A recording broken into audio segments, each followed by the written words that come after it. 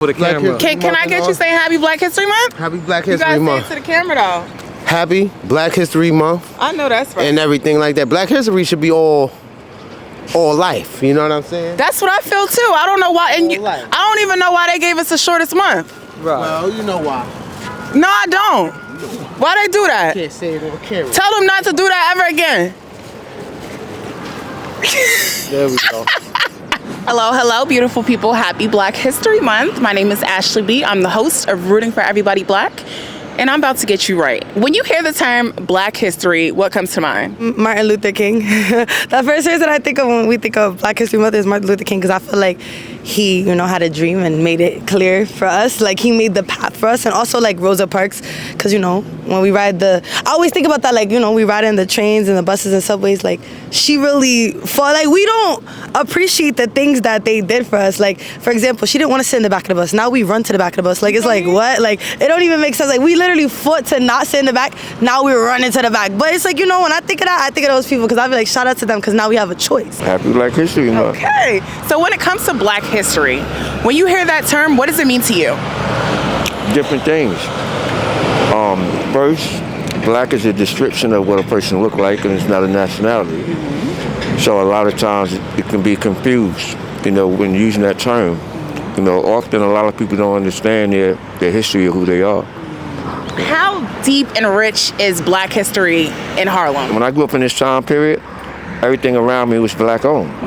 There was no Arab stores, there was no Jews, there was no Chinese, there was none of that. So I grew up in an rich environment where my family, we owned 7 stores, 144th Street. Wow. So I grew up behind a cash register. Okay. So a lot of the knowledge that was being taught at that time was the correct knowledge. Unfortunately, we gotten away from that.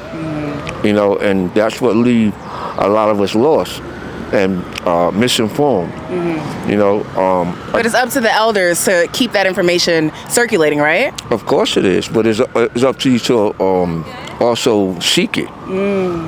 You as an individual, if you actually think that, quote unquote, a slave master is supposed to educate you and you're young, you're sadly mistaken. They don't have no benefit to teaching you the correct thing. Remember, they banned us for reading for like 200 years. They ain't want the black people to get educated, and now we real educated, and it's a problem. We always been educated. We're the wealthiest people in the world. You don't steal and rob from people that's broke. You rob and steal from people that have everything. Okay? So it's a lot of dynamics to what is being done psychologically on the people themselves, because they all believe that they poor when they're not. The richest people in the world are African black people. It's the mindset. It's always going to be the mindset. We've been wealthy. We've been healthy. We've been beautiful. Talk it. You know what I'm saying? Okay. So we've been gods. So it's a lot of things that people think they know, but they really don't understand how it works. Because if they did, they would know. The first people, the founding fathers of this government, was mulatto people, mixed biracial people.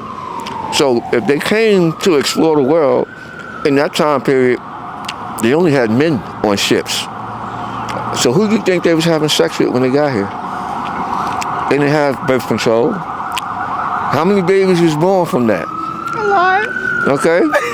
So, and according to, let's say, under the Articles of Confederation, there were 8 presidents before George Washington, and they was all mixed breed people. They either had a indigenous woman as a mother, a European as a father, or vice versa. So they got away from all that. So the country was never racist.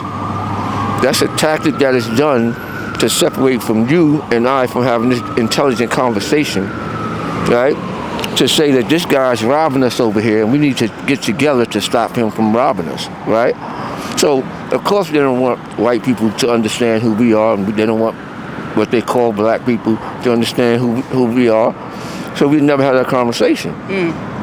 Strength in numbers, though. Always. And why we should always stick together. Listen, you have no choice.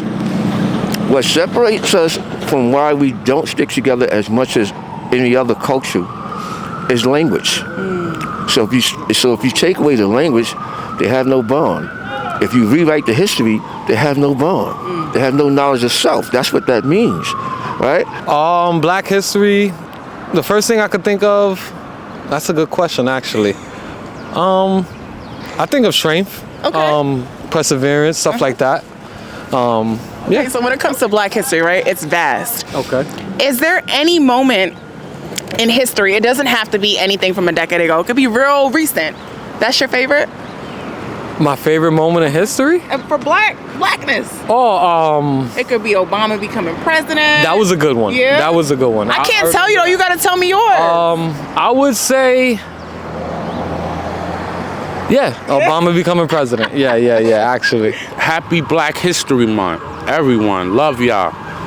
Thank you so much. You're very beautiful. Thank you. Have a great day.